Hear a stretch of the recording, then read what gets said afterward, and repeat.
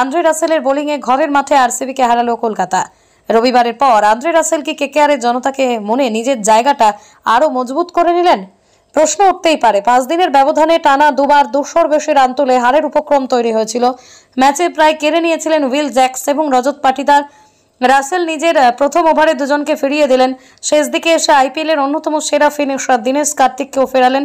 তবু শেষ ওভারে কোহলিদের জেতানোর দায়িত্ব নিয়েছিলেন মিচেল স্টার্ক। তবে এক রানে টানটান ম্যাচ জিতে শেষ হাসি কলকাতারই।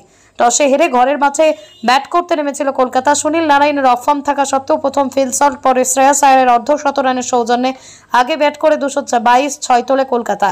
ম্যাচের পর অনেক কিছু নিয়ে প্রশ্ন উঠতে পারে, তবে একটা প্রশ্ন সবচেয়ে বেশি ওঠা উচিত, আর কতদিনে কেকেআর বয়ে বেড়াবে স্টার্ককে? এদিনের প্রথমেই 2 ওভারে 36 রান দিয়ে এমনিতেই কেকেআরের কাজ কঠিন করে দিয়েছিলেন।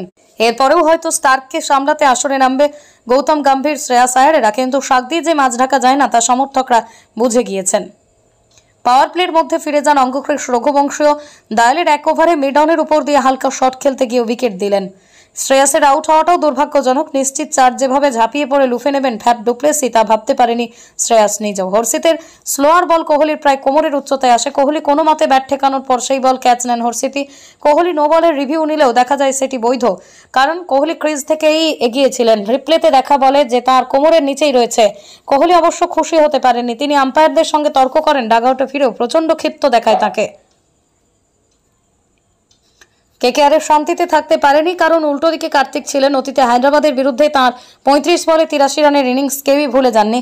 এদিন তাঁর অর্ধেক খেললেই জেতা যেত, কিন্তু পিচ এবং কেকেআর বোলারের বৈচিত্র্যতার কারণেই সহজে খেলতে পারেননি। রাসেলের ওভারে আউট না হলে অবশ্য কি হতো বলা যায় না।